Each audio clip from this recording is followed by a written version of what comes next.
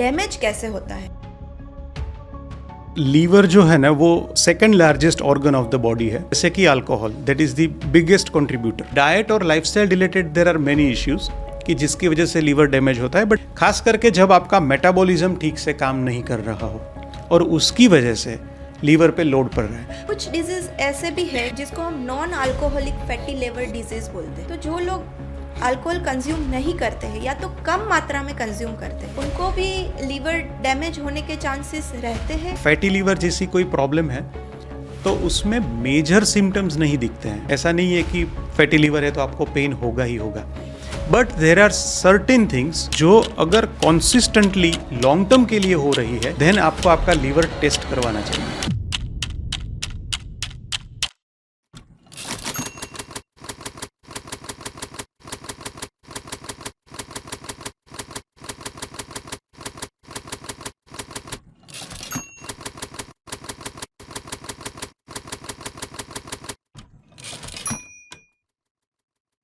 कल एक ऐसा सीन देखा जिसकी वजह से मैं एकदम डिप्रेस हो गई। ये सीन वैसा था कि हॉस्पिटल के अंदर लाइन लगी पड़ी थी, छोटे बच्चों से लेके बड़ी एज वालों तक की। सब लोग अपना लीवर का जो भी प्रॉब्लम्स है वो लेके आए थे, और ये देख के मैं हैरान रह गई कि हमारे जो भी आसपास के लोग हैं, वो इतने सारे लोग हैं वो लीवर डिजीज़ से परेशान हैं। तो द्रव्य वेदा इस पॉडकास्ट के थ्रू आपके लिए लेकर आया है लीवर रिलेटेड अवेयरनेस, और उसको कैसे अच्छा रखा जाए और हमारी हेल्थ लीवर को लेके कैसे अफेक्ट होती है और उसको हम कैसे बैलेंस में रखें। आज का जो पॉडकास्ट है वो हमारी लीवर हेल्थ को आयुर्वेदिक वे से कैसे बैलेंस रखा जाए उसके बारे में है। इसके अंदर हम चर्चा करेंगे कि लीवर जो है उसके मेन फंक्शंस क्या है, वो कैसे अफेक्ट होता है, उसके रोल्स क्या है हमारे बॉडी के अंदर, उसको अगर हमें अच्छा रखना है तो किस तरह की चीज़ें हमें खानी चाहिए और कौन सा फूड है जो अवॉइड करना चाहिए, कौन कौन सी एक्सरसाइज है जो हमारी लीवर हेल्थ को इम्प्रूव करेगी। ये सारे मिथ्स और फैक्ट्स है वो आज हम द्रव्य वेदा के पेज थ्रू इसको जानेंगे। और आज हमारे ये पॉडकास्ट में जो गेस्ट आए हुए हैं वो है डॉक्टर केदार उपाध्याय, जो एक रिनाउंड आयुर्वेदिक फिजिशियन है जिसकी प्रैक्टिस 15 इयर्स से वो आयुर्वेदिक प्रैक्टिस कर रहे हैं, जिनके 3 क्लिनिक है गांधीनगर, अहमदाबाद और राजकोट के अंदर। और उनके जो फादर है वो भी एक रिनाउंड आयुर्वेदिक फिजिशियन है। तो ये जो लेगेसी है, उनके पास जो एक्सपीरियंस है लीवर को लेके, स्पेशली वो लोगों को, पेशेंट्स को कैसे ट्रीट करते हैं, और आज वो हमें हमारा नॉलेज शेयर करेंगे द्रव्य वेदा के पेज के थ्रू। तो sir, welcome to this episode. Thank you so much. Thank you. We hope you are doing well. How are you yes, I am feeling doing sir? Well. How are you? Fine sir. जी। तो हम basic information से start करते हैं कि हम काफ़ी सारे लोगों को ये पता नहीं होगा कि जो 19 अप्रैल है वो वर्ल्ड लीवर हेल्थ डे मनाया जाता है। और ये जो एसोसिएशन है वो उनका फाउंडेशन डे था, जिसकी वजह से वो 19 अप्रैल को वर्ल्ड लीवर हेल्थ डे मनाया जाता है। तो सर, हम ये जानना चाहते हैं सबसे पहले कि जो लीवर होता है वो एक्चुअली प्रेजेंट कहाँ हुआ होता है हमारे बॉडी के अंदर, और उनके जो मेन फंक्शंस है वो क्या क्या होते हैं। सबसे पहले तो लीवर जो है ना वो second largest organ of the body है। Skin is the largest organ, सबसे बड़ा स्किन है बिकॉज वो थ्रू आउट द बॉडी को कवर करता है, एंड देन कम्स लीवर। अगर हम इंटरनल ऑर्गन्स की बात करें then it is the largest organ, और लीवर का वेट है ऑलमोस्ट 1.5 किलो या 1 किलो 700 ग्राम के आसपास का वेट है, और वो हमारे पेट में राइट साइड, यानी कि ये पारा जो पूरा पार्ट है उसको वो कवर करता है। सो यस, यहाँ पे लीवर सिचुएटेड है, बड़ी साइज़ का है वो।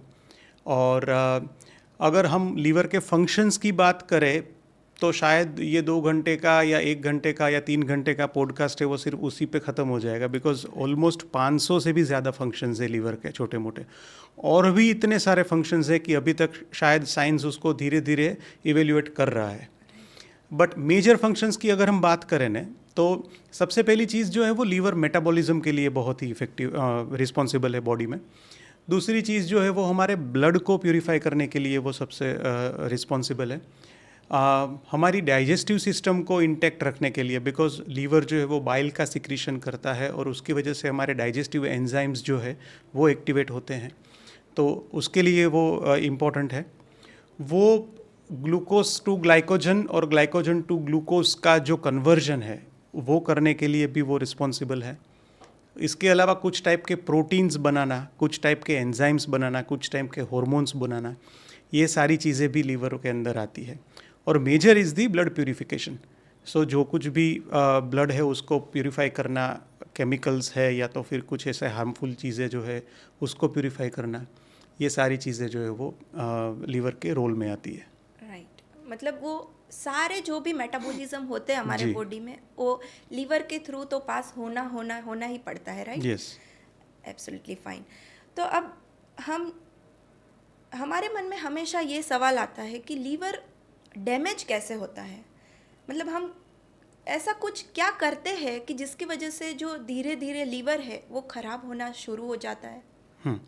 सो उसके पीछे बहुत सारे रीजंस हैं। सो कुछ रीजंस जो हैं वो बहुत ही वेल नोन है, जैसे कि alcohol, that is the biggest contributor. ठीक है। सो जो भी लोग जो है वो for a longer period of time alcohol consume करते हैं उनका लीवर डैमेज होता है, ऐसा मेजॉरिटी केसेस में देखा गया है। इसके अलावा डाइट और lifestyle related there are many issues कि जिसकी वजह से लीवर डैमेज होता है, but that is something which is a process. वो एक लंबी प्रोसेस है। फॉर एग्जांपल, आपने बहुत ही लंबे टाइम के लिए सेडेंटरी लाइफस्टाइल की, जिसमें आपने कुछ एक्टिविटीज़ नहीं की, एक्सरसाइज नहीं की, आप ऐसे ही सोते पड़े रहे, बैठे पड़े रहे, आपने वज़न बढ़ा लिया, तो उसकी वजह से आपके लीवर पे उसके नेगेटिव इम्पैक्ट होंगे। अपार्ट फ्रॉम दैट कुछ डाइट भी है जिसके बारे में हम लेटर ऑन डिस्कस करेंगे। सो ये सारे जो डाइट्स है वो डाइट्स भी लीवर के ऊपर इसकी नेगेटिव इम्पैक्ट करते हैं। कुछ ऐसे केमिकल्स भी है, कुछ ऐसे हैवी मेटल्स भी है। ये सारी चीज़ें हैं जो कि क्यूमुलेटिवली, ऐसा नहीं है कि सिर्फ एक दिन के अंदर ही बहुत, ऐसा कब होगा एक दिन के अंदर, जिसको हम एक्यूट बोलते हैं, वो होता है इन्फेक्शंस की वजह से। अगर कुछ वायरल इन्फेक्शन लगे, जैसे हेपेटाइटिस है, तो अगर कुछ ऐसे वायरल इन्फेक्शंस आ गए या तो कुछ ऐसी इंजरी हो गई, तो उसकी वजह से कुछ एक्यूट चेंजेस आते हैं लीवर में, जो कि बहुत ही शॉर्ट टाइम में आपका लीवर डैमेज कर सकते हैं। अदरवाइज लीवर जो है वो यूजुअली एक लॉन्ग टर्म प्रोसेस के थ्रू डैमेज होता है, अगर हम डाइट, लाइफस्टाइल और कुछ ऐसी मेडिसिन या केमिकल्स फैक्टर्स जो हैं उसको लॉन्ग टर्म के लिए कंज्यूम करें तो सर आपने अल्कोहल की बात की, कुछ डिजीज़ ऐसे भी है कि जिसको हम non alcoholic fatty liver disease बोलते हैं। तो जो लोग अल्कोहल कंज्यूम नहीं करते हैं या तो कम मात्रा में कंज्यूम करते हैं, उनको भी लीवर डैमेज होने के चांसेस रहते हैं, या तो वो जो डिजीज़ है वो क्यों होता है? हाँ, देखो अल्कोहलिक उसमें प्रोबेबिलिटी बढ़ जाती है, but non alcoholic fatty liver disease is also there, जिसमें लोग अल्कोहल कंज्यूम नहीं करते हैं बट फिर भी उनको लीवर डिसीज़ होते हैं। सो उसके पीछे का रीज़न ये है कि जैसे हमने बताया, डाइट और लाइफस्टाइल, ये दो चीज़ें जो है ना उसमें कंट्रीब्यूट करती है। खास करके जब आपका मेटाबॉलिज्म ठीक से काम नहीं कर रहा हो और उसकी वजह से लीवर पे लोड पड़ रहा है। पहले तो ये समझते हैं कि फैटी लीवर एग्जैक्टली क्या है। फैटी लीवर, जैसे नेम सजेस्ट कर रहा है, आपके लीवर के ऊपर फैट टिश्यूज़ की एक परत हो जाती है और उसकी वजह से आपके लीवर पे लोड आता है और धीरे धीरे लीवर का फंक्शन जो है वो वीक होना शुरू हो जाता है। Over a period of time ऐसा होता है कि फिर वो और ज़्यादा डेंजरस कंडीशंस में कन्वर्ट होता है। सो फैटी लीवर इज़ समथिंग कि जो रिवर्सेबल है और उसके कुछ ज़्यादा लक्षण भी नहीं है। अगर देर आर मेनी पीपल कि जिनको फैटी लीवर है वो तब पता चलता है जब वो सोनोग्राफी करवाते हैं किसी कोई दूसरी वजह से, और उसमें आता है कि ग्रेड 1 फैटी लीवर या ग्रेड 2 फैटी लीवर, तब जाके उनको पता चलता है। सो फैटी लीवर के एज सच कोई मेजर सिम्टम्स नहीं है, राइट। बट अगर इग्नोर किया गया देन लेटर ऑन वही फैटी लीवर जो है फिर धीरे धीरे फाइब्रोसिस या सिरोसिस में कन्वर्ट हो सकता है, and those are very dangerous things. ठीक है, सो फैटी लीवर इज कि आपके लीवर के ऊपर एक फैट की परत हो गई है। ना वो किस लिए होती है? बिकॉज कि आपके डाइट और आपकी लाइफस्टाइल ऐसी है कि जिसकी वजह से फैट जो है लीवर जो है वो अपना काम प्रॉपरली नहीं कर पा रहा है, उसके ऊपर लोड बढ़ रहा है। सो वो क्या क्या चीज़ें हैं? सो लाइफस्टाइल के अंदर है सेडेंटरी लाइफस्टाइल, जिसमें आप एक्टिविटी नहीं कर रहे हैं, एक्सरसाइज नहीं कर रहे हैं। दूसरी चीज़ है ओबेसिटी। ठीक है, किसी न किसी कारणवश आपका वजन बढ़ रहा है और वजन बढ़ने की वजह से ये सारी चीज़ें होती हैं। डाइट के अंदर there are certain food articles, for example refined oils, for example extra sugar, for example packaged foods, maida, ऐसी हैवी टू डाइजेस्ट चीज़ें। ये सारी चीज़ें अगर आप लॉन्ग टर्म के लिए कंज्यूम करते हो कंसिस्टेंटली, यहाँ पे ये चीज़ बहुत इंपॉर्टेंट है। फॉर एग्जांपल आप वंस इन अ मंथ या वंस इन 15 डेज आप सोशली बाहर जाते हो और कुछ ऐसी मैदे वाली चीज़ें खाते हो या ऐसा कुछ खाते हो, तो इसका मेजर इम्पैक्ट नहीं होता है। बट अगर यही चीज़ आप बहुत ही लंबे टाइम के लिए कंटिन्यूसली कंज्यूम कर रहे हो और साथ में आप उसको नलीफाई करने के लिए लाइफस्टाइल में भी कोई चेंज नहीं ला रहे हो, आप एक्सरसाइज नहीं कर रहे हो, आप योगा नहीं कर रहे हो, तो उसकी वजह से फिर धीरे धीरे लीवर पे लोड बढ़ता है। तो नॉन अल्कोहलिक फैटी लीवर जो है उसमें डाइट और लाइफस्टाइल, ये दो चीज़ें जो है वो मेजर कंट्रीब्यूटिंग फैक्टर्स हैं। ओके, मतलब जो लोग दारू पीते हैं उनके लिए तो ये पॉडकास्ट है ही है, लेकिन जो दारू नहीं पीते हैं लेकिन एक्सरसाइज नहीं करते हैं, बिल्कुल अपने डाइट पे ध्यान नहीं रखते हैं, उन लोगों को ये पॉडकास्ट ज़रूर सुनना चाहिए, राइट? तो हमें दिमाग में ये आता है कि मान लो कि जब पेन होता है हमारे लीवर के एरिया में या तो कोई सिम्टम्स दिखाई देते हैं, तब तो हम डॉक्टर के पास जाके डायग्नोस करवाते ही हैं। लेकिन ऐसा कुछ है क्या कि जिसकी वजह से हमें घर पे बैठे ही ऐसे कोई सिम्टम्स है जो दिखाई दे कि हमारा लीवर जो है वो धीरे धीरे डैमेज होना शुरू हो गया है? सेल्फ ऑब्जर्वेशन जो है ना वो एक इम्पॉर्टेंट चीज़ है इसमें। जैसे हम लोगों ने आगे देखा कि अगर फैटी लीवर जैसी कोई प्रॉब्लम है तो उसमें मेजर सिम्टम्स नहीं दिखते हैं। जैसे आपने बोला कि कई बार हमको यहाँ पे पेन होता है, but it is also not always. ऐसा नहीं है कि फैटी लीवर है तो आपको पेन होगा ही होगा, but there are certain things जो अगर कॉन्सिस्टेंटली लॉन्ग टर्म के लिए हो रही है देन आपको आपका लीवर टेस्ट करवाना चाहिए। फॉर एग्जाम्पल सबसे पहली चीज़ जो है वो है आपको इंडाइजेशन होना, आपका पेट भरा भरा सा रहना, भूख नहीं लगना, ब्लोटिंग रहना, गैस रहना, ये चीज़ें for a very long period of time अगर रहती है, कुछ टाइम के लिए हुई और फिर नॉर्मल हो गया, then there is nothing to worry. But अगर for a longer period of time ऐसा आपको फील हो रहा है कि मुझे भूख नहीं लग रही है कई दिनों से, या मेरा पेट भारी भारी रहता है, जैसे पेट में पत्थर रख दिया हो ऐसा फील होना, या तो फिर आपने खाया बट फिर वो प्रॉपरली डाइजेस्ट नहीं हो पा रहा है, गैस बन रही है, ये सारी चीज़ें हो रही है, देन डेफिनेटली उसमें कुछ लीवर का एसोसिएशन हो सकता है। आपकी टंग भी आप ऑब्जर्व कीजिए, अगर आपकी टंग में बहुत ज़्यादा स्केलिंग हो रहा है और सफ़ेद कलर की या तो येलो कलर की या ग्रीनिश येलो कलर की परत रहती है, वो भी कंसिस्टेंटली कुछ दिनों के लिए रहती है, तो वो भी साइन है आपके डाइजेस्टिव डिस्टर्बेंस का। और आपका डाइजेस्टिव डिस्टर्बेंस जो है वो लीवर के साथ एसोसिएटेड हो सकता है। सो ये कुछ लक्षण है जो कि बहुत सिंपल लक्षण है, बट इसको अगर लॉन्ग टर्म के लिए हम लोग ऑब्जर्व करें तो विल गेट टू नो कि शायद कुछ लीवर में प्रॉब्लम हो सकता है, तो फिर लेटर ऑन हम लीवर फंक्शन टेस्ट है या तो फिर सोनोग्राफी है वो करवा सकते हैं। और जो गॉल ब्लैडर है वो सुना है कि लीवर के साथ में ही होता है, तो गॉल ब्लैडर के आजकल बहुत प्रॉब्लम्स बढ़ गए हैं, गॉल स्टोन्स के, राइट? तो उसका और लीवर का दोनों का क्या कनेक्शन है? गॉल ब्लैडर और लीवर का एक सिंगल कनेक्शन की अगर हम बात करें आयुर्वेदिक पॉइंट ऑफ व्यू से, सो दैट इज़ पित्त। ठीक है, आप लीवर जो है वो भी पित्तज ऑर्गन है और गॉल ब्लैडर जो है वो भी पित्तज ऑर्गन है। बाइल जो है वो दोनों का एक कनेक्टिंग फैक्टर है। ठीक है, अब गॉल ब्लैडर जो है वो जनरली हम लोग ये अभी के टाइम पे ये हमको ज़्यादा दिखाई देता है कि जहाँ पे गॉल ब्लैडर्स में स्टोन्स आ जाते हैं और फिर स्टोन्स जो है वो इतनी मात्रा में बढ़ जाते हैं कि वो स्लज में कन्वर्ट हो जाते हैं और फिर वो ऑब्स्ट्रक्शन कर देते हैं। और उसके बाद यूजुअली व्हाट हैपन्स कि हमको सर्जरी करवानी पड़ती है और गॉल ब्लैडर रिमूव करवाना पड़ता है। अब एक चीज़ ये है कि गॉल ब्लैडर जो है वो कई लोग ऐसा मानते हैं कि that is not a very very important organ, और उसकी वजह से अगर हम गॉल ब्लैडर रिमूव करवाते हैं तो भी कोई मेजर प्रॉब्लम बॉडी फंक्शंस में नहीं पड़ता है। तो भगवान ने फिर दिया बट हाँ सो यही पॉइंट है कि there is nothing which is not important in our body, so there is a role.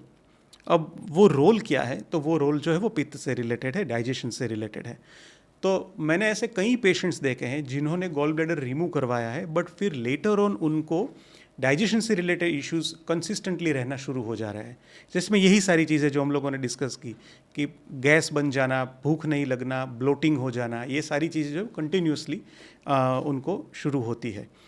So gall bladder removal की वजह से आपके लीवर फंक्शंस भी हैम्पर होते हैं। सो ये दोनों उस तरह से एसोसिएटेड है।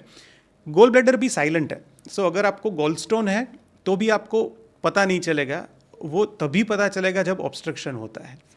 सो अब अगर हम उसके बारे में भी थोड़ा बात कर ले तो गॉल ब्लैडर जो है वो भी आपका पित्त रिलेटेड ऑर्गन है, तो आपका पित्त बैलेंस हो वो बहुत ज़रूरी है। सो उस टाइप का डाइट लाइफस्टाइल जो कि हम लोग आगे डिस्कस करेंगे वो हम लोग कंटिन्यूसली फॉलो रखें, तो आपका गॉल ब्लैडर, आपका लीवर, आपकी डाइजेस्टिव सिस्टम और आपकी स्प्लिन, ये चारों चीज़ें जो है वो हेल्दी रह सकती है। Right, absolutely fine sir. अब मुझे ये सवाल आ रहा है दिमाग में कि मुझे जाके टेस्ट करना है लीवर के लिए, तो कौन कौन से ऐसे जनरल टेस्ट है जो मैं करवा लूँ तो मुझे पता चल जाएगा कि मेरा लीवर जो है उसमें कुछ प्रॉब्लम है या वो नॉर्मल है? बहुत इजी है वैसे, इसमें बहुत ज़्यादा दिमाग लगाने की भी ज़रूरत नहीं है, बट नॉर्मल अच्छी कोई भी लेबोरेटरीज है वो लीवर फंक्शन टेस्ट करती है जो कि ब्लड टेस्ट है। ओके। तो वो ब्लड टेस्ट से आपके लीवर फंक्शंस के कुछ पैरामीटर्स हैं, जिसमें SGPT है, SGOT है, ऐसे दूसरे भी पैरामीटर्स है, वो सारी चीज़ें जो है वो उसमें वो लोग आपको करके देते हैं। और फिर it is up to the doctor to decide कि उसमें क्या अगर कुछ ऐसे बिकॉज अगर हम हर एक पैरामीटर्स को डिटेल में करेंगे तो it will be too long and too technical, but अगर उसमें से कुछ कुछ पैरामीटर्स में कुछ अप एंड डाउन रहता है तो उसके हिसाब से डॉक्टर को ये पता चलता है कि आपके लीवर में किस टाइप का प्रॉब्लम है। अगर everything is normal then there is no need to worry, but कुछ अप एंड डाउन है। फॉर एग्जांपल अगर आपको जॉन्डिस है तो आपके SGPT SGOT लेवल के अंदर आपको फ्लक्चुएशन दिखेगा। सो जब आपका SGPT SGOT लेवल राइज हुआ है then there is a possibility of an infection. ठीक है, तो similarly there are many factors. ठीक है, फैटी लीवर फॉर एग्जांपल, तो फैटी लीवर जो है वो आपको आपके ब्लड टेस्ट से पता नहीं चलता है। फैटी लीवर के लिए आपको अल्ट्रासाउंड करवाना पड़ेगा या तो CT MRI करवाना पड़ेगा, तो उसमें आपको इमेजिंग के थ्रू पता चलेगा कि आपका फैटी लीवर है या नहीं है तो कौन से ग्रेड का है। सो एक ब्लड टेस्ट है और एक रेडियोलॉजी वाला जो टेस्ट है जिसमें आपको इमेजिंग करना है। ये दो कॉमन मोस्ट टेस्ट है अभी। तो सर आपकी एक्सपर्टीज़ के हिसाब से आयुर्वेद और लीवर ये दोनों को आप किस तरह से देखते हैं? आयुर्वेद और लीवर जो है वो बहुत ही एसोसिएटेड है पित्त के फैक्टर की वजह से।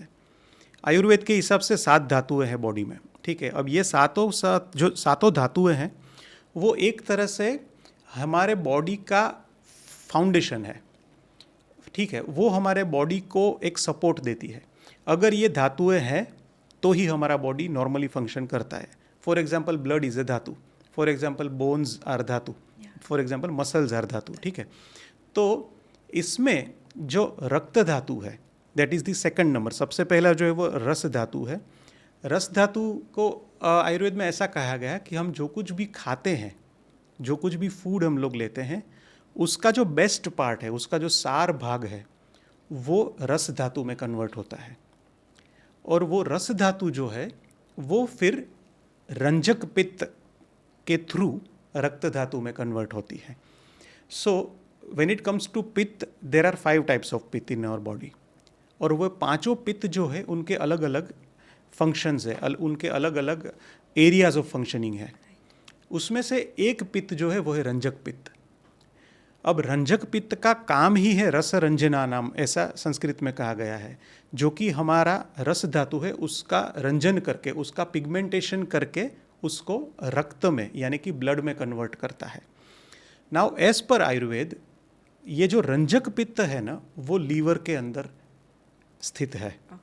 सो आयुर्वेदिक एनाटॉमी को हम लोग देखें तो ये जो रस धातु है जो कि हमारी पहली धातु है वो लीवर के थ्रू पास होती है और वहाँ रंजक पित्त प्रेजेंट है जो कि ये रस धातु को रक्त धातु में यानी कि ब्लड में कन्वर्ट करता है।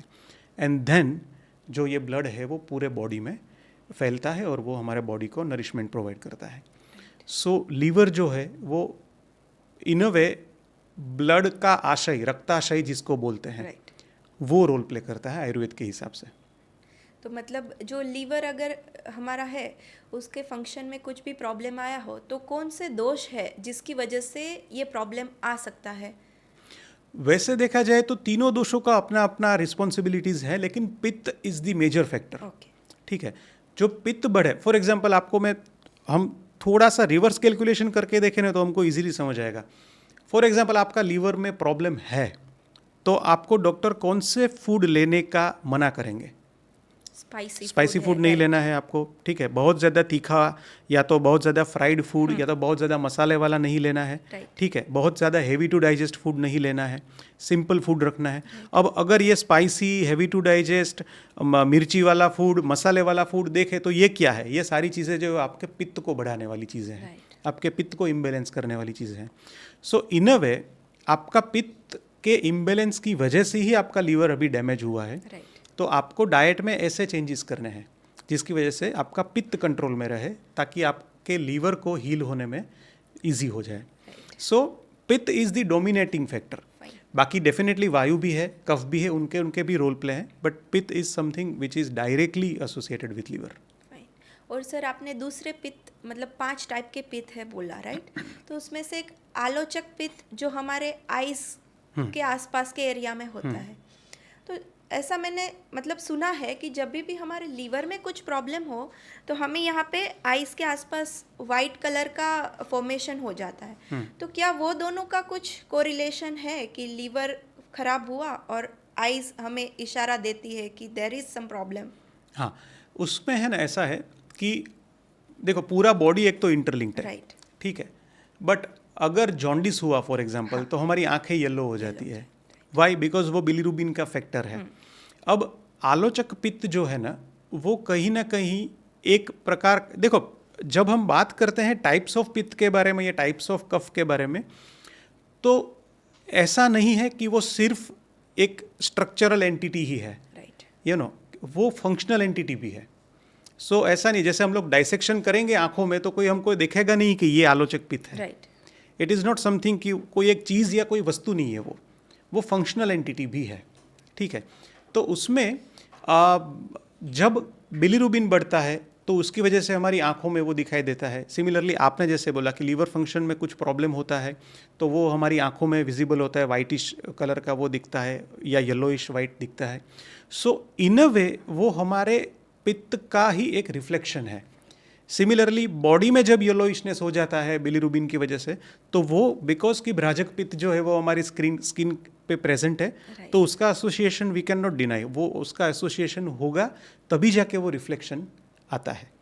तो डेफिनेटली जैसे पाचक पित्त ऑल्सो, पाचक पित्त जो है वो मेनली हमारे पाचन के लिए रिस्पॉन्सिबल है और वो हमारे आमाशय में है, राइट। तो नाउ लीवर और डाइजेशन ये दोनों तो इंटरलिंक्ड है, ठीक है। कुछ भी आगे पीछे हुआ लीवर में तो उसका सबसे पहला इफेक्ट जो है वो आपके डाइजेशन पे आएगा। सो डेफिनेटली पाचक पित्त पे उसका असर पड़ेगा ही पड़ेगा। सो पांचों के पांचों पित्त सिमिलरली हम और डिटेल में अगर जाए तो हम लोग ये भी शायद जान पाएंगे कि अलग अलग जगह पे कफ जो है उसका भी किस तरह से इसके साथ कनेक्शन है, अलग अलग जगह पे वायु जो है उसका भी किस तरह से कनेक्शन है। बिकॉज लीवर इज समथिंग जो कि बॉडी में एसेसरी ऑर्गन है। एसेसरी ऑर्गन मतलब क्या कि जो दूसरी सिस्टम्स को हेल्प करता है। फॉर एग्जांपल लंग्स है, वो भी एसेसरी ऑर्गन है, लीवर भी एसेसरी ऑर्गन है। बिकॉज लीवर जो है वो अगर लीवर प्रॉपर फंक्शन करेगा तो हमारी सर्कुलेटरी सिस्टम प्रॉपर फंक्शन करेगी, हमारी डाइजेस्टिव सिस्टम प्रॉपर फंक्शन करेगी, हमारी urinary tract system proper function करेगी। तो लीवर इज़ एन ऑर्गन की जो हमारी दूसरी सिस्टम को प्रॉपरली फंक्शन करने के लिए भी रिस्पॉन्सिबल है। सो इसीलिए हमारे पूरे बॉडी में जहाँ जहाँ भी दोष फैले हुए हैं या तो हमारी पूरी की पूरी जो भी धातुएं हैं उसके ऊपर भी लीवर का प्रभाव पड़ेगा ही पड़ेगा। और उसी वजह से liver is something which is very important organ. और उसी वजह से हम लोग शायद ये पॉडकास्ट भी कर रहे हैं, बिकॉज आपके लीवर को जितना अच्छा हेल्दी रख पाओगे उतना आप ओवरऑल हेल्दी जियोगे। राइट। सो बेसिकली अगर आपको हार्ट में प्रॉब्लम है, स्किन रिलेटेड कुछ भी इश्यू है, आपके मेटाबॉलिज्म में कुछ भी इश्यू है, डाइजेशन रिलेटेड कुछ भी प्रॉब्लम है, या आपके विजन आइज़ में कुछ भी प्रॉब्लम है, अल्टीमेटली वो एक ही डायरेक्शन आता है कि आपका लीवर भी कहीं ना कहीं प्रॉब्लम में है। तो अब पता चला कि हमें हमारा जो लीवर है उसको सेफ रखना, हेल्दी रखना कितना इम्पोर्टेंट है हमारे लिए, राइट। तो सर अगर हम आगे बढ़े तो जो लीवर है ये इनके जो मेजर फंक्शंस है वो तो आपने बता दिए, तो हमें ऐसा क्या ध्यान रखना है जिसकी वजह से हमारा जो लीवर है वो डैमेज ना हो, यानी कि हमारे फूड हैबिट्स की अगर हम बात करें तो ऐसे कौन कौन से फूड्स हैं जो हमें खाने चाहिए या तो अवॉइड करने चाहिए जिसकी वजह से हमारा जो लीवर है वो एकदम फिट रहे। सो फूड अवॉइड हम लोगों ने वैसे डिस्कस कर लिया, लेकिन फिर भी एक बार रिकैप कर लेते हैं। फूड अवॉइड जो करने हैं उसमें एक तो चीज़ें हैं वो है पैकेज्ड फूड, जहाँ पे आपके ट्रांस फैट्स आते हैं जो कि बहुत ही डेंजरस है, not only for liver but for overall body. तो जितने भी पैकेज्ड फूड है, चाहे वो आपके वेफर्स हो गए, नमकीन वगैरह हो गए, दैट वो चीज़ें जो है वो बेस्ट टू अवॉइड है। एक्स्ट्रा शुगर हो सके तो अवॉइड कीजिए, रिफाइंड ऑयल्स हो सके तो अवॉइड कीजिए, हैवी टू डाइजेस्ट फूड जितने भी हैं, फॉर एग्जांपल मैदा हो गया, चीज़ हो गया, ये सारी चीज़ें अवॉइड कीजिए। Alcohol is a big no, ठीक है। तो ये सारी चीज़ें, और अब देखोगे ना तो ये सारी चीज़ें जो है ना वो not only for liver but for many other things ये नुकसानकारक ही है। फॉर एग्जांपल ये सारी चीज़ें जो है वो आपके शुगर भी बढ़ा सकती है, ये सारी चीज़ें जो है वो आपके कोलेस्टेरॉल भी बढ़ा सकती है, ये सारी चीज़ें जो है वो आपके PCOS के लिए भी रिस्पॉन्सिबल है, ठीक है। तो it is in best case scenario आपका हार्ट भी ठीक रहे, आपके हॉर्मोन्स भी ठीक रहे, आपका लीवर भी ठीक रहे, आपका शुगर भी ठीक रहे, उसके लिए ये सारी चीज़ें अवॉइड करना ज़रूरी है, ठीक है। Again occasionally is fine, in limited quantity is fine, knowing your body and consuming is very important, ठीक है। अब आते हैं कौन कौन से डाइट जो कि आपके लीवर के लिए बेनिफिशियल है। तो उसमें सबसे पहली चीज़ जो है ना वो है रो फूड, जिसमें कि हम बात करते हैं रो ग्रेन्स के बारे में, होल ग्रेन्स जिसको हम बोलते हैं, ठीक है। सो एक होता है रिफाइंड ग्रेन जहाँ पे हम मैदे की बात करते हैं, और एक होता है होल ग्रेन कि जहाँ पे हम लोग गेहूँ जो है उसको पूरे का पूरा नहीं पीस देते हैं बट थोड़ा उसका कुरकुरा रखते हैं और उसकी फिर हम लोग रोटी बनाते हैं। सो होल ग्रेन्स जो है वो बेनिफिशियल है।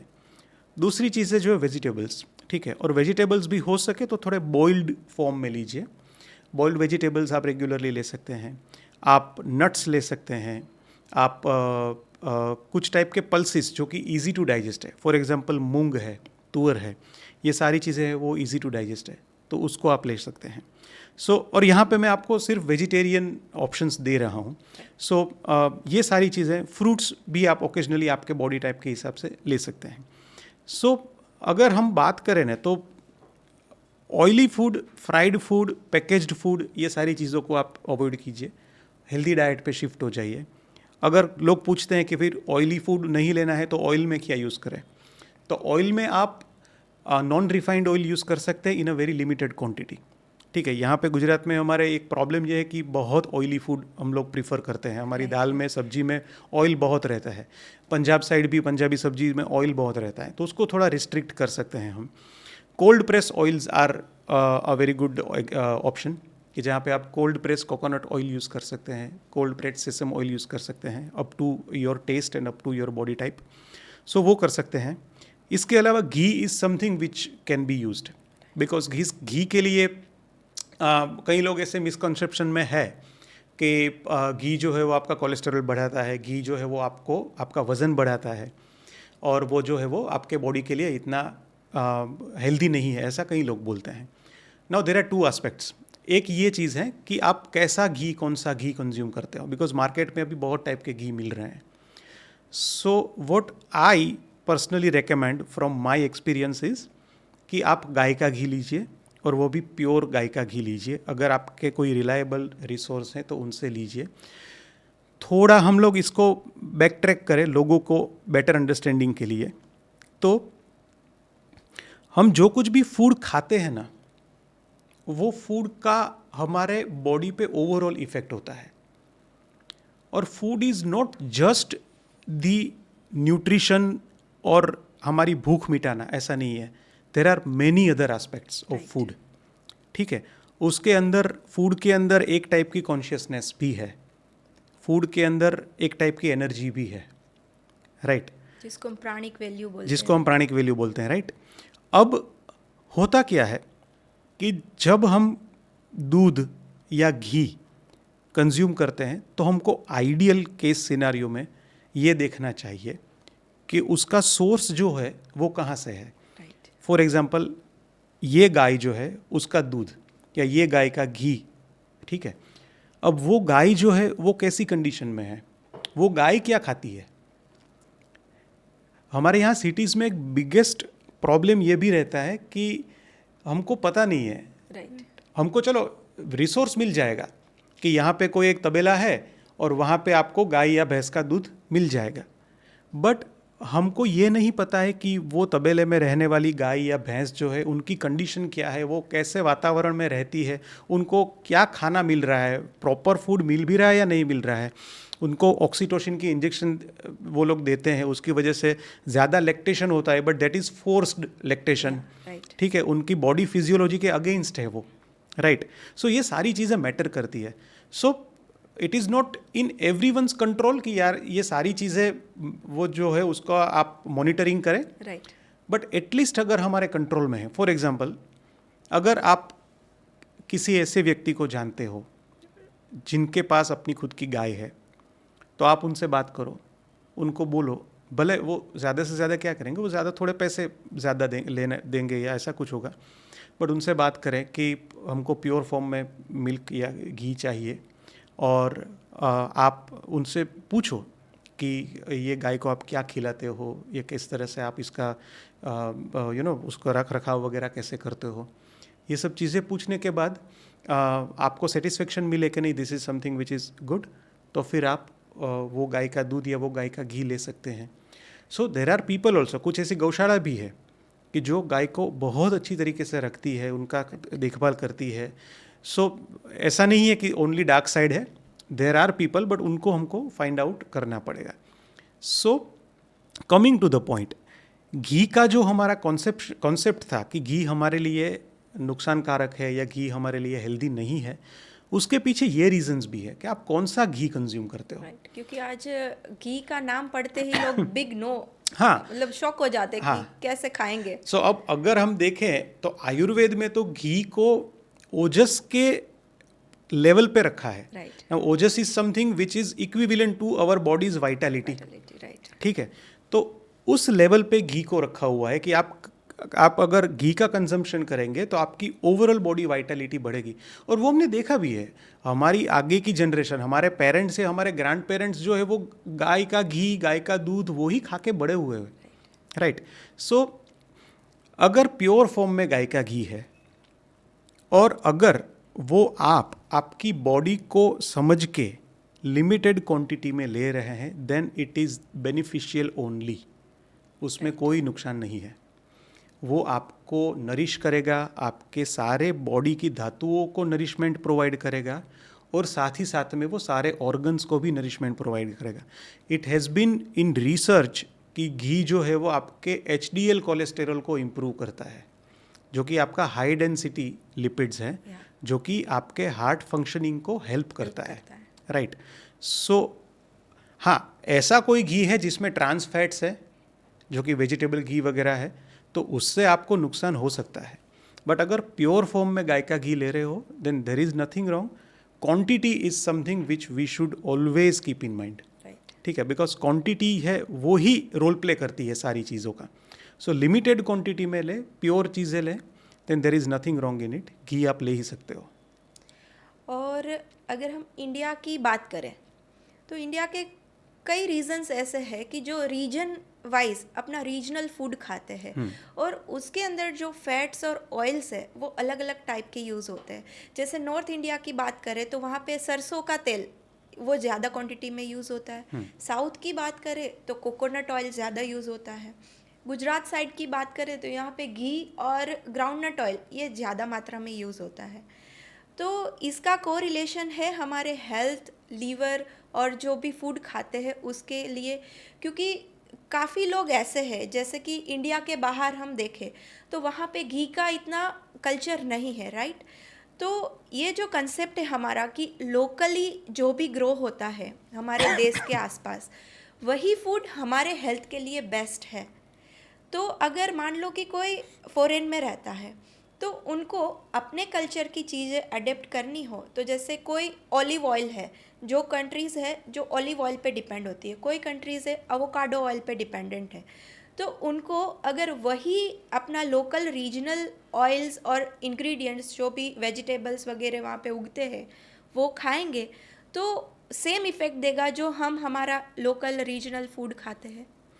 ट्रू. एक्चुअली आयुर्वेद में भी ये लिखा है कि जो कुछ भी डाइट और जो कुछ भी मेडिसिन आप जहाँ पे रहते हो, आपका जन्म जहाँ पे हुआ है, आपका ग्रोथ जहाँ पे हुआ है, उसके आसपास जो है ना वो आपके बॉडी के लिए सूटेबल है.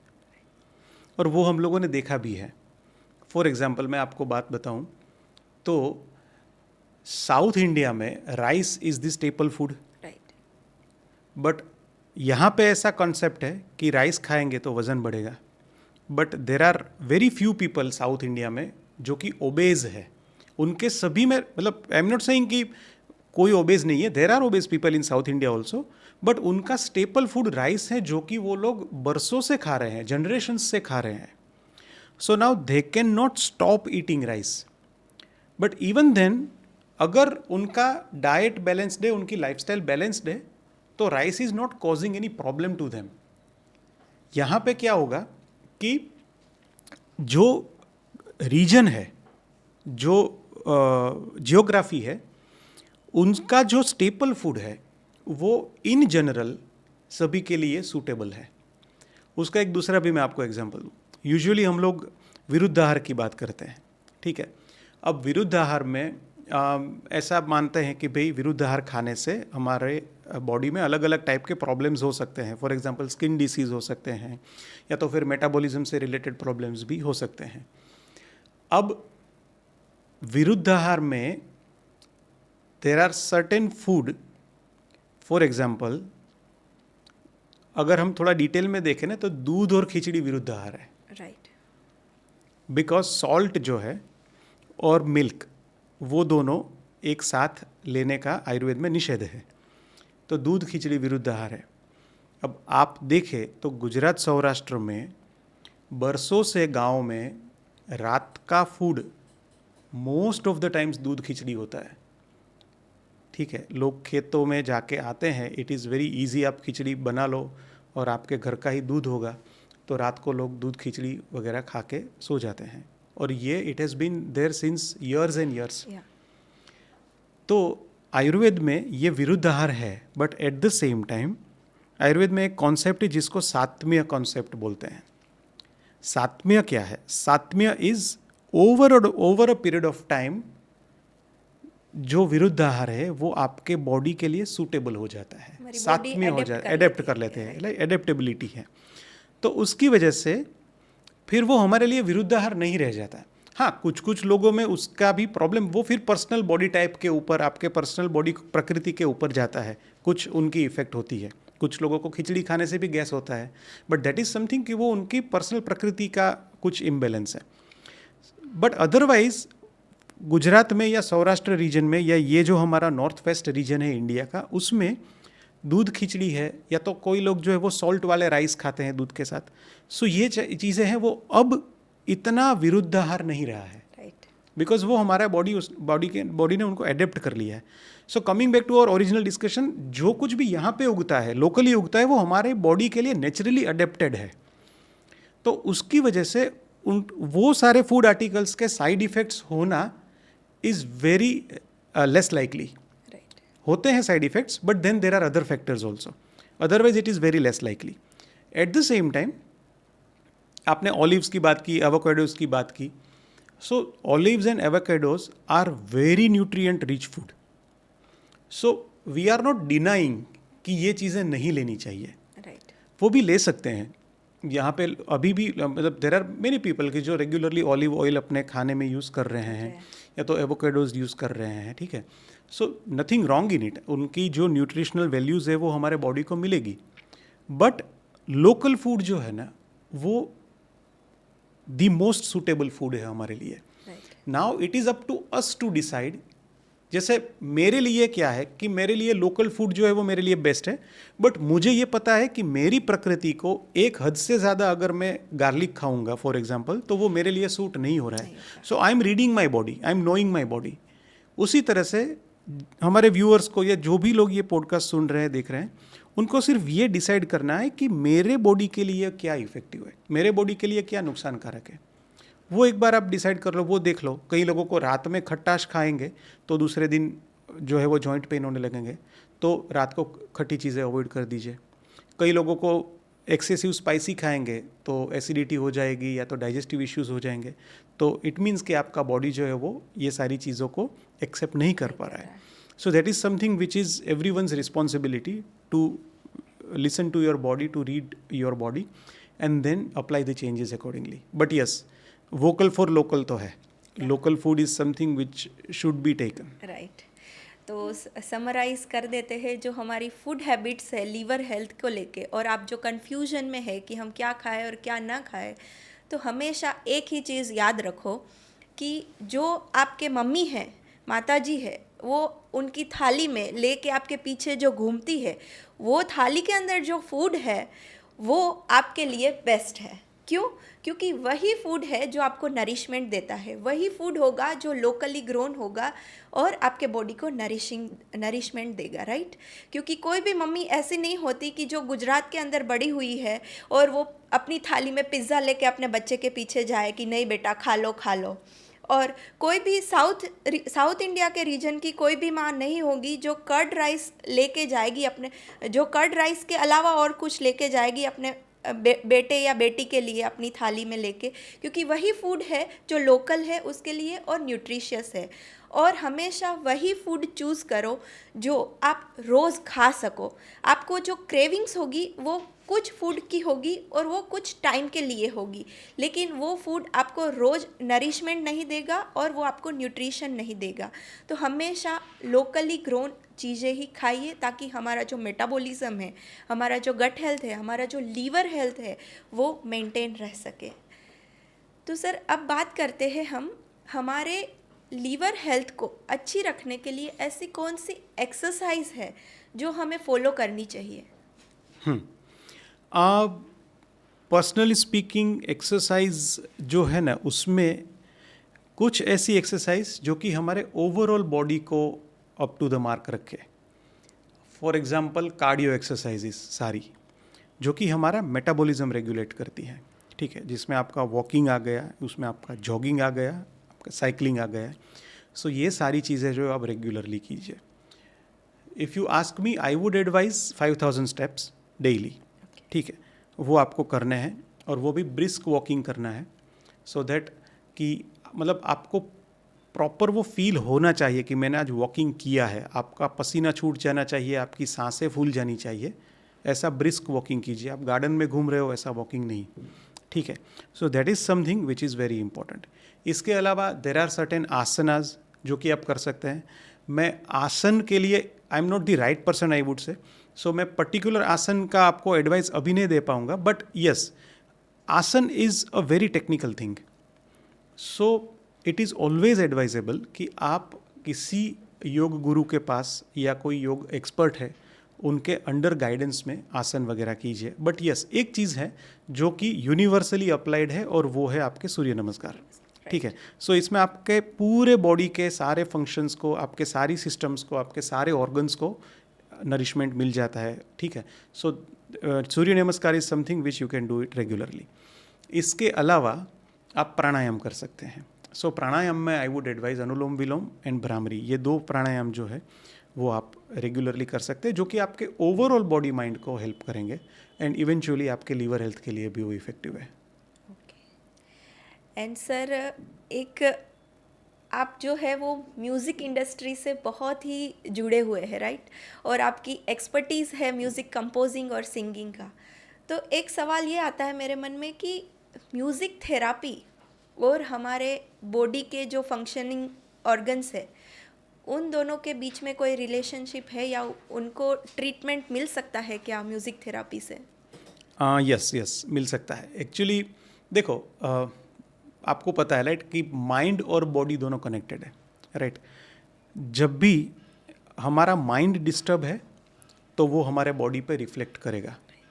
फॉर एग्जांपल, मैं आपको सिंपल एग्जांपल दूँ कि आपके सामने आपकी बेस्ट डिश पड़ी है, ठीक है, जो कि आपकी फेवरेट डिश है, बट आपका माइंड वो जोन में ही नहीं है। फॉर एग्जांपल, आपने कोई ऐसे बहुत ही सैड न्यूज़ सुन ली है या बहुत ही शॉकिंग न्यूज़ सुन ली है, तो भले ही आपकी कितनी भी अच्छी फेवरेट डिश आपके सामने पड़ी है, बट आपको वो खाने का मन नहीं करेगा। वही आप है, वही आपका फेवरेट फूड है, बट सिर्फ आपका माइंड जो है वो भी राइट जोन में नहीं है। सो उसकी वजह से आपका जो पेट है या तो आपकी भूख जो है वो मर गई, ठीक है। So mind and body are interconnected. Now there are certain diseases या देर आर सर्टेन कंडीशंस कि जहाँ पे आपका माइंड जब डिस्टर्ब रहता है ना, तो उसकी वजह से उनके डायरेक्ट इम्प्लीकेशन आपके बॉडी पे आते हैं। फॉर एग्जांपल, आपका स्ट्रेस लेवल बढ़ा, आपकी एंग्जाइटी बढ़ी, तो उसकी वजह से क्या होगा? उसकी वजह से आपको नींद प्रॉपर नहीं आएगी या तो डिस्टर्ब्ड स्लीप रहेगी। नींद प्रॉपर नहीं आ रही है, उसकी वजह से आप पूरा दिन थके थके रहेंगे, आपका मूड डिस्टर्ब रहेगा, उसकी वजह से आपके प्रोफेशनल परफॉर्मेंसेस पे असर पड़ेगा, over a period of time आपके रिलेशनशिप्स पे असर पड़ेगा, over a period of time उसकी वजह से आपके बॉडी के अंदर चेंजेस आने शुरू हो जाएंगे। फॉर एग्जांपल, डाइजेशन में प्रॉब्लम्स होना, एसिडिटी होना, गैस्ट्राइटिस होना, कॉन्स्टिपेशन होना, जॉइंट पेन होना, ये सारी चीज़ें जो है वो आ जाएगी। Hormonal issue is the biggest thing. PCOS में 50% of the time what I can feel is the mind involved, ठीक है। देर आर सर्टेन थिंग्स कि जिसकी वजह से आपके माइंड के थ्रू आपका बॉडी हार्मोनल जो पूरी एक्टिविटी है वो प्रॉपर नहीं हो पा रही है, राइट। सो ये सारी चीज़ों में म्यूज़िक कैसे काम करता है? Now music is a form of art, ठीक है। अब any form of art is the expression, ठीक है। फॉर एग्जाम्पल, आप पेंटिंग कर रहे हो, तो पेंटिंग करने में क्या है कि आप कुछ कहना चाहते हो और वो आप पेंटिंग के थ्रू कह रहे हो। सिमिलरली म्यूज़िक इज़ समथिंग जो कि आपके एक्सप्रेशंस को, आपके इमोशंस को किसी तरह से कन्वे करता है। सो म्यूज़िक थेरापी जो है ना, वो इसी का थोड़ा टेक्निकल डायमेंशन है कि जहाँ पे कोई पर्टिकुलर म्यूज़िक जो कि कोई पर्टिकुलर राग पे आधारित है, उसको हम लोग आपके माइंड को बैलेंस आउट करने के लिए देते हैं और उसकी वजह से आपके बॉडी में उसका पॉजिटिव इफेक्ट आता है। उसका भी मैं आपको एक एग्जांपल देता हूँ। फॉर एग्जांपल, नींद नहीं आना, there is a big problem right now कि स्लीप के बहुत प्रॉब्लम्स हैं। अब नींद नहीं आने के पीछे के रीजंस हम लोग पहले जानते हैं कि भाई नींद क्यों नहीं आ रही है। तो फॉर एग्जांपल, हमको ऐसा पता चला कि over thinking is the problem, ठीक है। अब ओवर थिंकिंग के पीछे के रीजंस क्या है उसको जानना ज़रूरी है। तो उसमें बहुत सारे रीजंस हो सकते हैं, राइट।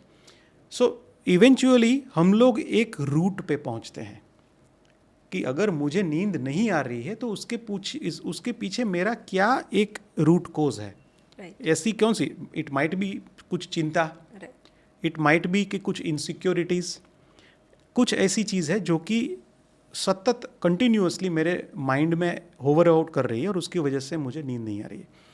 अब मैंने वो चीज़ को आइडेंटिफाई कर लिया, फिर उससे रिलेटेड मोस्ट सूटेबल जो म्यूज़िक है वो मैं मेरे पेशेंट्स को दूंगा। सो उसकी वजह से उनके माइंड को ट्रांसफॉर्मेशन में हेल्प मिलेगा और धीरे धीरे धीरे धीरे वो ओवर थिंकिंग वाली प्रोसेस में से बाहर आएगा, उनका माइंड थोड़ा काम एंड कंपोज होगा, शांत होगा और धीरे धीरे उनको नींद आना शुरू हो जाएगा। सो ये एक पॉइंट हुआ। दूसरा पॉइंट जो हम लोगों ने जगजीत सिंह की गज़ल वाला दिया था वो ये है कि म्यूज़िक के कुछ जनरल इफ़ेक्ट भी है, ठीक है। जैसे कि गज़ल का एक जनरल इफ़ेक्ट है कि वो आपको शांत करती है, डांस नंबर का एक जनरल इफ़ेक्ट है कि वो आपको पंप्ड अप करती है, और ये एक जनरल इफ़ेक्ट है। फॉर एग्जांपल आप कोई डिस्कोथेक में जाएंगे तो वहाँ पे आपको एनर्जी ही मिलेगा, ठीक है ना।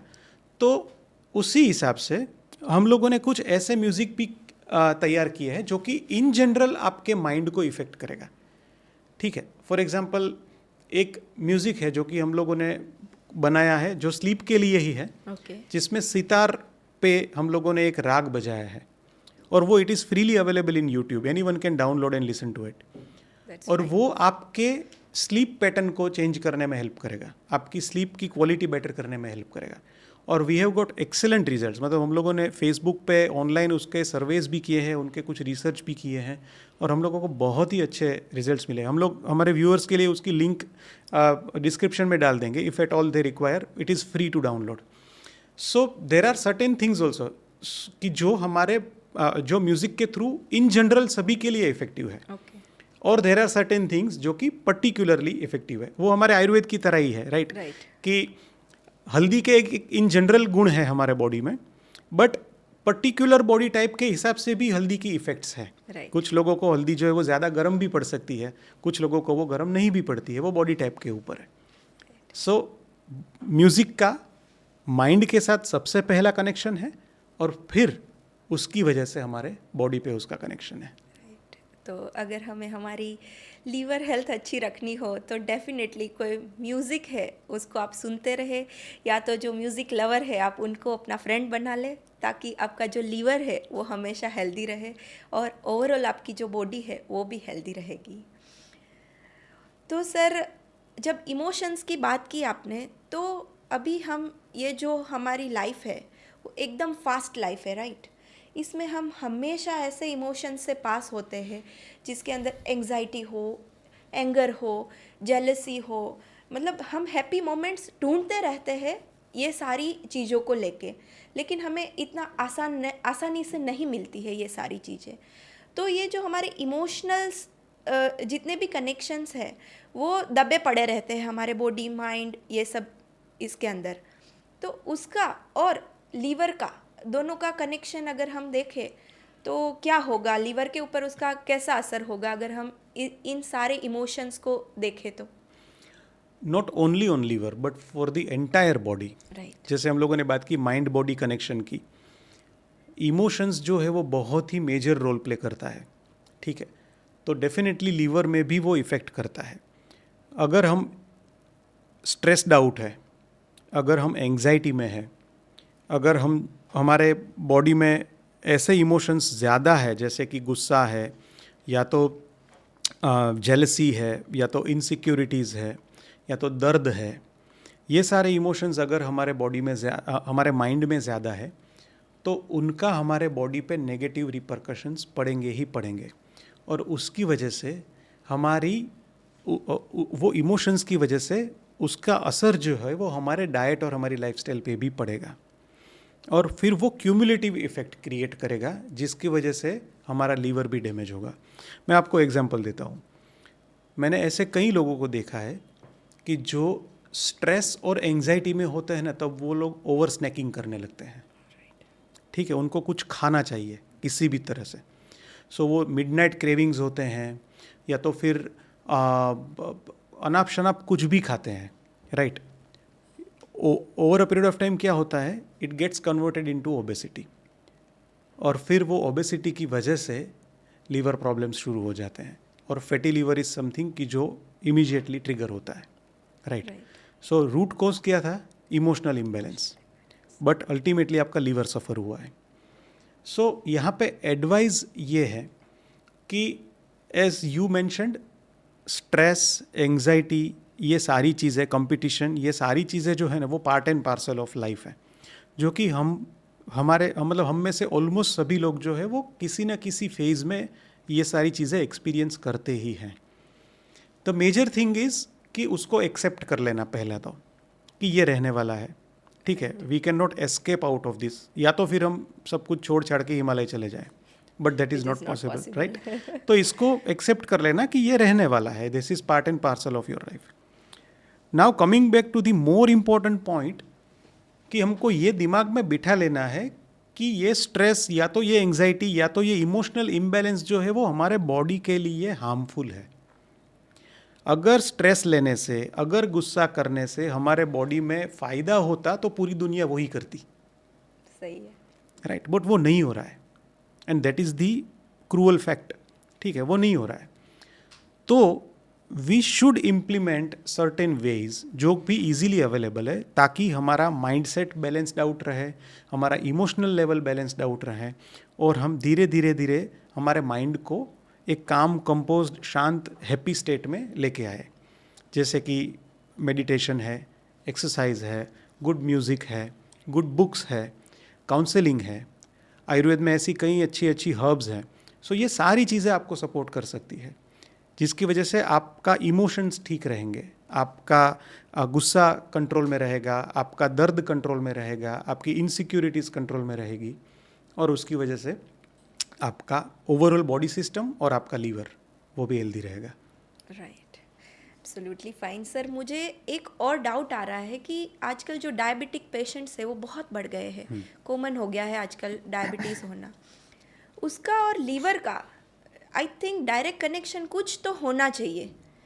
वो क्या रोल प्ले करता है डायबिटीज़ में, लीवर जो है वो? देखो, again liver, digestion, pancreas, spleen, ये सारे जो ऑर्गन्स है वो इंटर रिलेटेड ही है. राइट. अब जब हम डाइजेशन की बात करते हैं, तो जब फूड आर्टिकल्स में आपका शुगर बढ़ जाता है या तो आपका इंसुलिन का इम्बेलेंस बढ़ जाता है, तो उसमें लीवर का रोल प्ले आता ही है, because enzyme secretion, bile secretion, ये सारी चीज़ें जो है वो लीवर के थ्रू ही है. राइट. एक चीज़ ये है कि डायबिटीज़ होने के पीछे के रीजंस जो है वो बहुत सारे हैं. So we can not say कि in each and every case liver is responsible या vice versa. Okay. For example, कई लोगों को इमोशनल ट्रिगर से डायबिटीज़ होता है. मैंने ऐसे कई पेशेंट्स देखे हैं कि जिनको किसी शॉक की वजह से डायबिटीज़ हुआ. फॉर एग्जाम्पल, किसी नियर एंड डियर वंस की डेथ हो गई, या तो कोई ऐसे नेगेटिव न्यूज़ आए और वो शॉक की वजह से फिर कुछ सिम्टम्स आए, और फिर टेस्ट करवाया तो पता चला कि शुगर शूट हो गया है. राइट. तो वहाँ पे क्या होता है, वहाँ पे अदर वे राउंड इफेक्ट होता है. अच्छा. शुगर की वजह से आपका लीवर डैमेज होना शुरू होता है फिर लेटर ऑन स्टेज में. ओके. बिकॉज ब्लड शुगर ज़्यादा है. ब्लड शुगर ज़्यादा है तो नेचुरली आपके over a period of time उसकी वजह से आपके लीवर पे लोड पड़ना शुरू हो जाता है. सो डेफिनेटली इफेक्ट है, बिकॉज डायबिटीज़ जो है वो लाइफस्टाइल डिसऑर्डर है, और एनी लाइफस्टाइल डिसऑर्डर वो मेटाबॉलिज्म से रिलेटेड है, और liver is the one which is the most important organ of metabolism. तो एसोसिएशन तो डेफिनेटली है, but there are multiple factors जिसको हमको रूल आउट करना है. तो मतलब हमें हमेशा यही ध्यान रखना है कि हमारी बॉडी को कूल, काम, शांत रखे, ताकि हमारा जो बॉडी है वो हेल्दी रहे, अपना काम शांति से करे, और सारे जो ऑर्गन्स है उसको फिट रखे. राइट. तो सर, आपने हर्ब्स की बात की, तो क्या आप कुछ ऐसे सिंगल हर्ब्स सजेस्ट कर सकते हैं कि जो पर्टिकुलरली लीवर को हेल्दी रखे? श्योर. देखो, आयुर्वेद में मैं एक बात बताऊंगा कि देर आर एक्सीलेंट हर्ब्स. मतलब इतने अच्छे हर्ब्स हैं कि जो आपके लीवर को हेल्दी रखने में हेल्प करते हैं. कुछ इश्यूज भी हुए हैं, फॉर एग्जांपल फैटी लीवर हुए हैं या इनिशियल फाइब्रोटिक चेंजेस हुए हैं, उसमें भी आपको हेल्प करते हैं. वायरल इन्फेक्शंस की हम लोगों ने बात की, जॉन्डिस है, हेपेटाइटिस है, उसमें भी आपको हेल्प करते हैं. राइट. तो पहले कुछ ऐसे हर्ब्स की बात करते हैं जो कि ईजी टू एक्सेस है. ठीक है, जो कि आप इजीली आपके घर में, या तो आपने ये सुने हुए हैं. तो उसमें एक हर्ब है वो है आंवला. ठीक है. दूसरा है गिलोय. ठीक है. और तीसरा है त्रिफला, जिसमें आंवला ऑलरेडी है. सो ये 3 हर्ब्स ऐसे हैं. हल्दी भी हम लोग ले सकते हैं. सो ये 4 हर्ब्स ऐसे हैं जो कि आपके लीवर के लिए अच्छे हैं और आप जो है वो इजीली इसको एक्सेस कर सकते हैं। एक और मुझे याद आ रहा है जो कि बहुत ही इजीली अवेलेबल है, दैट इज़ शुगर केन। ठीक है, गन्ना। राइट। सो आई थिंक जिन लोगों को जॉन्डिस हुआ होगा उन लोगों ने शुगर केन जूस भी पिया होगा। प्रॉब्लम यह है कि हम लोग शुगर केन जूस कहाँ से पीते हैं। हाँ, राइट। ठीक है, आप अच्छा हाइजीनिक शुगर केन जूस पियेंगे तो sugar cane is very effective. ठीक है, वो आपके लीवर हेल्थ के लिए इफेक्टिव है। जॉन्डिस में, हेपेटाइटिस में शुगर केन जूस देने के एडवाइस है। सो ये 4-5 हर्ब्स जो हैं वो कि हम लोग इन अ वे होम रेमिडीज़ के तौर पे ले सकते हैं। Now coming to some herbs, more herbs जो कि इफेक्टिव हैं, उसमें एक जो है वो है कालमेघ और एक जो है वो है कटुकी। गुजराती में हम इसको इजीली कड़ू करियातू बोलते हैं। ठीक है, जो कि हम लोग शायद हमारे पेरेंट्स ने या तो हमारे दादा दादी ने हमको कभी ना कभी तो सुबह सुबह दिया ही होगा। बहुत ही कड़वा आता है राइट। और but excellent health benefits, right. उसमें वो लीवर से लेके, इम्यूनिटी से लेके, डाइजेशन से लेके, मेटाबॉलिज्म से लेके, ये सारे प्रॉब्लम्स को ठीक करने में ये इफ़ेक्टिव है। तो कड़ू करियातू, इसमें कटुकी जो है वो स्पेसिफिकली लीवर के लिए बहुत इफ़ेक्टिव है। सो कटुकी हो गई। फिर एक है पुनर्नवा, जिसको हम गुजराती में साटोड़ी बोलते हैं, वो भी बहुत इफ़ेक्टिव है। वो लीवर के साथ साथ में आपके किडनी फंक्शंस को इम्प्रूव करने में भी इफ़ेक्टिव है। सो पुनर्नवा इज़ ऑल्सो देयर। फिर एक है भृंगराज, ठीक है, जिसको हम भांगरो बोलते हैं। अब भृंगराज जो है वो प्राइमरीली हम यूज़ करते हैं हेयर ऑयल्स के लिए। राइट। सो वो हेयर टॉनिक तो है ही है, जिसमें हम हेयर ऑयल में यूज़ करते हैं या तो डाइंग एजेंट के तौर पे यूज़ करते हैं। But consuming bhringraj is very effective for liver health. तो लीवर हेल्थ के लिए भृंगराज भी इफेक्टिव है। इसके अलावा कांचनार एक हर्ब है, वो भी इफेक्टिव है। वो सिस्ट या तो कुछ गांठ वगैरह जो हुआ हो उसको डिजोल्व करने में हेल्प करता है। और पांचवा है भूमि आमलकी।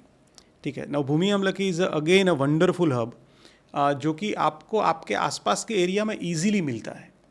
मतलब मॉनसून जैसे ही शुरू होगा तो आप अगर घूमने जाओगे गार्डन एरिया में तो आसपास में आपको भूमि आमलकी मिल ही जाएगी। वो छोटे छोटे हर्ब होते हैं और आंवले के जैसे ही पान होते हैं। ऐसा हो तो हम हमारे व्यूअर्स के लिए इसका फ़ोटो भी देंगे, so they will get to know. So इसलिए बता रहा हूँ because bhumi amalaki is easy to identify, easy to procure, easily हम लोग उसको ले सकते हैं। Bhumi amalaki is a wonderful liver tonic, one of the best liver tonics I would say, जो कि मैं पर्सनली भी मेरे पेशेंट्स को देता हूँ। और अगेन उसके मल्टीपल हेल्थ बेनिफिट्स है। वो इम्यूनिटी बूस्ट करने के लिए भी काम करता है, एंटीवायरल भी है और लीवर टॉनिक भी है, डाइजेस्टिव भी है। So bhumi amalaki is also one of the herbs. सो ये सारे हर्ब्स हैं। इसके अलावा there are some medicine also, जैसे कुमारी आसव है। Again aloe vera is also one of the herbs जो लीवर के लिए हेल्पफुल है। कुमारी आसव में वो एलोवेरा ही one of the major ingredients. तो कुमारी आसव है, आरोग्यवर्धिनी वटी है, ये सारी चीज़ें भी आप कर सकते हैं। दी ओनली थिंग जो कि बहुत बड़ा डिस्क्लेमर है वो ये है कि सेल्फ मेडिकेशन नहीं करना है, बिकॉज ये सारी चीज़ों के बेनिफिट्स है ही है। बट अगर प्रॉपर डोज में नहीं लिया गया, अगर आपके बॉडी को समझ के नहीं लिया गया, देन उसके साइड इफ़ेक्ट्स भी हो सकते हैं।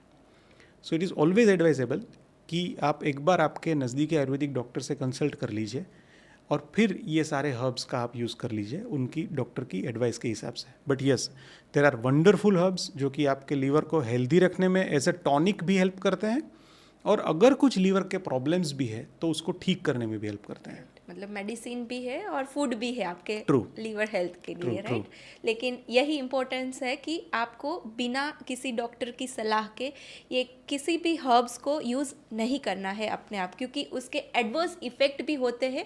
वो सिर्फ डॉक्टर को ही पता है। वो आपके बॉडी टाइप को, आपके प्रॉब्लम को देखने के बाद ही आपको सलाह देंगे कि इसको किस तरह से और कितनी मात्रा में यूज़ करना है। सर, आपने कांचनार की बात की। कांचनार के ऊपर से मुझे याद आया कि हमारे कुछ ऐसे ट्रेडिशनल डिशेस है या तो ट्रेडिशनल रिचुअल्स है जिसको हम सालों से फॉलो कर रहे हैं। ऐसे कौन से फूड हैबिट्स हैं जो हमारी लीवर हेल्थ को बहुत ही अच्छा रखता है? लुक, ट्रेडिशनल अलग अलग जियोग्राफी में, अलग अलग जगहों पे ट्रेडिशनली इस तरह की रिचुअल्स हैं, जैसे आपने कांचनार का बताया। सिमिलरली फॉर एग्जांपल यहाँ पे गुजरात में, फिर महाराष्ट्र में, उड़ीसा और कुछ बंगाल के पार्ट्स में, वहाँ सभी जगह पे चैत्र महीने में नीम का सेवन करते हैं, राइट। राइट।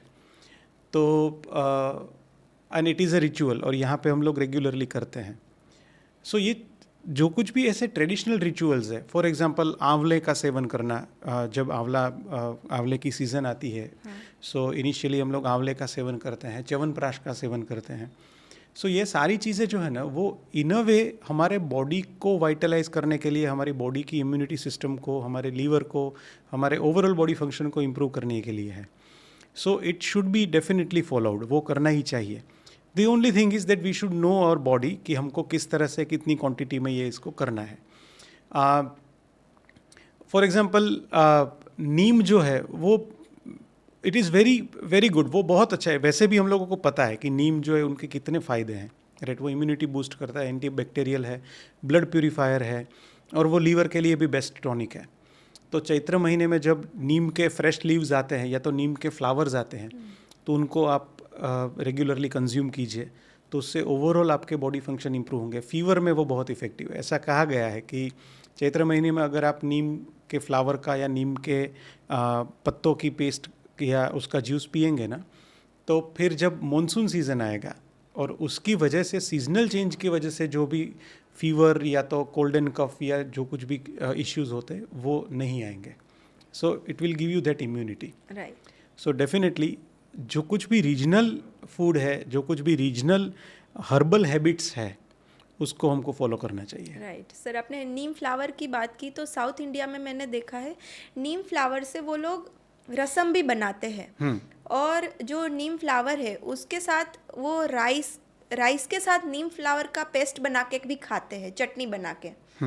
और कांचनार की अगर बात करें, kanchanar is one of the best for liver health. तो कांचनार के मैंने देखे हैं कि कांचनार के पकोड़े भी लोग खा रहे हैं, और उसका भी दाल या कढ़ी जैसा बना के भी कंज्यूम करते हैं। तो मतलब कहीं ना कहीं ऐसे फूड ट्रेडिशंस है हमारे इंडिया में कि जो हमारी जनरल हेल्थ, ओवरऑल हेल्थ को मेंटेन रखने के लिए फॉलो की जाती है। Yes, definitely. उड़ीसा में गुड़ी पड़वा के दिन, यानी कि चैत्र महीने में, वो लोगों का एक ट्रेडिशन है बरसों से कि वो लोग नीम के पत्तों के साथ गुड़ खाते हैं। अब इनका एक बहुत ही अलग लेवल का एक फिलोसॉफिकल एंगल है कि वो लोग ये लाइफ के बैलेंस को देखते हैं कि लाइफ में नीम भी है और गुड़ भी है, यानी कि कड़वी चीज़ें भी है और मीठी चीज़ें भी है। So have it all together, like accept all the negatives also and positives also, bad things also and good things also, and have it together. So उनके पीछे का thought ये है। Now it is a very good and symbolic thing, और in a way आपके body को तो एक टाइप का नरिशमेंट, एक टाइप की इम्यूनिटी नीम की वजह से और गुड़ की वजह से मिलती ही है, बट साथ में उनकी पीछे का थॉट प्रोसेस कितना अच्छा है कि life is a part and parcel of the ups and downs. Yeah, right. And have it accordingly, have it together and enjoy it. Yeah. So मतलब हमें लाइफ को एंजॉय करना है अल्टीमेटली, चाहे गुड आए या बैड आए। तो सर, फूड की अगर हम बात कर रहे हैं, तो आज का जो ट्रेंड है, जैसे कि बॉडी बिल्डिंग का ट्रेंड आया हुआ है, राइट। सब लोग जिम में जा रहे हैं, एक्सरसाइज कर रहे हैं, अपनी बॉडी को हेल्दी बनाने के लिए कुछ ना कुछ ट्राई कर रहे हैं। तो मोस्टली जो देखा है कि जो जिम में जाते हैं लोग, उनको प्रोटीन बार्स या तो प्रोटीन पाउडर, प्रोटीन शेक किसी न किसी रूप में कंज्यूम करवाते हैं अपना बॉडी बिल्डअप करने के लिए। तो वो हमारे बॉडी के ऊपर, हमारे लीवर के ऊपर कितना लोड देता है? There are two things. एक है कि आप कितना रिगरसली वर्कआउट करते हो, ठीक है, उसके ऊपर सारी चीज़ें डिपेंडेंट है। हमको एक्स्ट्रा प्रोटीन की ज़रूरत क्यों पड़ती है? हमको एक्स्ट्रा प्रोटीन की ज़रूरत इसलिए पड़ती है क्योंकि हमारे मसल को नॉर्मल से ज़्यादा एक्सरसाइज के थ्रू हम लोग उसको और ज़्यादा पुश करते हैं, और उसकी वजह से अवर मसल नीड्स मोर प्रोटीन, कि जिसकी वजह से वो टोन्ड हो जाए, जिसकी वजह से वो नरिशमेंट उनको मिले। सो इन अ वे हम लोग इतना ज़्यादा मसल को एक्सरसाइज के थ्रू पुश करते हैं कि हमारा फूड में जो प्रोटीन मिल रहा है वो सफिशिएंट मसल के लिए नहीं है। सो हम लोग एक्स्ट्रा प्रोटीन लेने के उसमें जाते हैं, और जिम ट्रेनर्स जो हैं वो एडवाइस करते हैं कि वो आइदर वे प्रोटीन है या प्रोटीन बार्स है, प्रोटीन पाउडर्स है, वो दे। अब इसमें दो चीज़ें हैं। एक चीज़ ये है कि अगर आप बहुत ही रिगरसली एक्सरसाइज करते हो then it is needed, otherwise आपका मसल बॉडी बिल्डिंग नहीं होगा। बट अगर आप रिगरसली एक्सरसाइज नहीं कर रहे हो and even then you are consuming protein, extra protein, then it is harmful, और वो आपके लीवर पे भी लोड डालेगा, वो आपके डाइजेशन पे भी लोड डालेगा। सो किस टाइप की आप एक्सरसाइज करते हो, कितना रिगरसली एक्सरसाइज करते हो, उसके ऊपर है, नंबर 1। नंबर 2, आप किस टाइप का प्रोटीन ले रहे हो, that is also very important. For example, आप प्रोटीन बार्स ले रहे हो, या तो आप ऐसे कुछ प्रोटीन सप्लीमेंट्स ले रहे हो कि जिसमें कुछ आर्टिफिशियल फ्लेवर्स एंड केमिकल्स भी हैं, then it is harmful for your liver. ठीक है, unnecessary supplements are not good. Okay, जो ज़रूरी है वो लेना चाहिए, बट अननेसेसरी सप्लीमेंट्स, बिकॉज हम लोगों ने आगे भी बताया कि लीवर का काम है हार्मफुल केमिकल्स को फिल्टर आउट करना। राइट। अब अगर हम ज़्यादा मात्रा में अननेसेसरी केमिकल्स का कंजम्पशन बढ़ाते हैं तो लीवर के ऊपर उसका लोड बढ़ेगा। So what I would advise कि आइदर प्योरेस्ट फॉर्म में वे प्रोटीन, बट वो तब कि जब आपको बहुत ही जल्दी बॉडी बिल्डिंग करना है for various reasons, which is not advisable, but करना ही है, तो प्योरेस्ट फॉर्म में वे प्रोटीन। बिकॉज वे प्रोटीन जो है ना, वो स्पाइक वाला प्रोटीन है, वो आपको प्रोटीन बूस्ट देगा, बट उनके साइड इफ़ेक्ट्स भी है। So know your body very well and then you can have it. Otherwise this safest form जो है वो है वेजिटेबल्स प्रोटीन, या तो herbal protein. For example pea protein, जिसको हम पीस प्रोटीन बोलते हैं, ठीक है, जो कि हमको पल्सिस में से मिलता है, मटर वगैरह में से। सो ये जो प्रोटीन है ना, वो रिलेटिवली सेफ है और वो लॉन्गर वे में आपको हेल्प करेगा। So it is a long process, but it is a relatively safer process, like Ayurveda, right. So personally I would advise, सबसे पहला तो अगर ज़रूरत पड़े तो ही एडिशनल प्रोटीन लीजिए। डाइट में ही ऐसा मॉडिफिकेशन करें कि जिसमें आपको प्रोटीन ज़्यादा मिले। फॉर एग्जांपल, हम लोग पल्सेस ज़्यादा खाएं, मिल्क प्रोडक्ट ज़्यादा लें, नट्स वगैरह ज़्यादा लें, ड्राई फ्रूट्स वगैरह ज़्यादा लें। अगर हम लोग हमारे डाइट में से ही प्रोटीन का अच्छा खासा यूज़ कर लेते हैं तो अननेसेसरी हमको एडिशनल प्रोटीन लेने की ज़रूरत नहीं है, ताकि हमको हमारे लीवर पे ज़्यादा लोड ना पड़े। फिर भी अगर हमको लेना ही है, देन द वेजिटेबल्स और the herbal protein is more advisable, and then comes the whey protein, but it should be in the purest form, without any adulteration, without any harmful chemicals. Right. मतलब अगर हमें कुछ भी लेना हो तो किसी एक्सपर्ट की सलाह के बिना कुछ भी कंज्यूम न करें, यही एडवाइजेबल है और यही हमारी बॉडी के लिए हेल्पफुल रहेगा। सर, आजकल जो ट्रेंड चल रहा है कि केमिकल्स, बहुत सारा एक्सटर्नल केमिकल और इंटरनल भी, जैसे कि हम बहुत हेल्थ और हाइजीनिक की बातें करते हैं, तो जो केमिकल्स यूज़ करते हैं डेली क्लिनजिंग के लिए, परफ्यूम्स हो गए, फ्रेगरेंस के लिए कैंडल्स हो गया, तो ये सारी जो चीज़ें हैं वो भी कहीं ना कहीं हमारे बॉडी के ऊपर उनके जो टॉक्सिन्स है वो लोड देगा, और अल्टीमेटली हमारा जो लीवर है वो डेफिनेटली अफेक्ट होगा, right? So again two things, external चीज़ें जो हैं उसमें दो टाइप की चीज़ें आती है। एक आती है एब्जॉर्बेंट्स और एक नॉन एब्जॉर्बेंट्स। एक है जो कि एब्जॉर्बेंट्स है, उसमें डायरेक्ट कनेक्शन है। फॉर एग्जांपल, आप कोई ऐसे लोशंस, ऐसे ऑइंटमेंट्स या ऐसे कुछ सप्लीमेंट्स यूज़ कर रहे हो जो कि डायरेक्टली आपके स्किन के थ्रू एब्जॉर्ब हो रहे हैं, राइट। तो उसमें उनके नेगेटिव इम्पैक्ट्स आएंगे। अगर उसमें कुछ ऐसे केमिकल कंपोनेंट्स हैं तो उनके नेगेटिव इम्पैक्ट्स आएंगे। दूसरी चीज़ें इन्हेलेशन में आती है, जैसे आपने बताया कि ऐसे वेपर्स या तो ऐसे केमिकल्स वाले धुएं, उनका कंटिन्यूअस फॉर्म में ज़्यादा इन्हेलेशन होता है, देन उसके भी आपको नेगेटिव इम्प्लीकेशंस आ सकते हैं। सो बट उसमें एक प्रोसेस भी है। सो फॉर एग्जांपल, आप ऐसी जगह पे हैं कि जहाँ पे कंटिन्यूअसली आपको इस टाइप का टॉक्सिन वाला, इस टाइप का इंटॉक्सिकेटेड फ्यूम्स या इंटॉक्सिकेटेड धुआं आपको इन्हेलेशन में जाता है। मुझे एक एग्जांपल याद आता है, अभी तो ये शायद बैन हो गया है, but asbestos. So asbestos poisoning वो समथिंग कि जो पहले के टाइम पे वर्कर्स को बहुत होता था। उसका रीज़न ये था कि वो जिस जगह पे रहते थे उनकी छत वगैरह जो है वो एस्बेस्टोस से बनी हुई होती थी, और उनकी वजह से उनको एस्बेस्टोस पॉइजनिंग होता था, जो कि लंबा प्रोसेस है। It is not a day और अ 2 day process, but over a period of time उनकी वजह से उनके बॉडी फंक्शनिंग में डिटेरियोरेशन होता था, उनकी लंग्स, उनके हार्ट, उनके लीवर पे उनका असर होता था। सो यू राइटली सेड, जो कुछ भी हार्मफुल केमिकल्स या तो पॉइजनस चीज़ें हैं, उनका लॉन्ग टर्म यूज़ जो है वो आपके बॉडी पे और आपके लीवर पे इफेक्ट करेगा ही करेगा। So better to switch to natural and ingredients ऐसे चूज़ करो कि जो हमारे बॉडी को ज़्यादा हार्म ना करे, राइट? तो अब ये सवाल आता है कि सर, जो लीवर डैमेज के स्टेजेस होते हैं वो किस तरह के होते हैं कि जो लीवर है वो मतलब एक अच्छा और एक ख़राब ऐसा हो गया कि उसके भी कुछ स्टेजेस होते हैं?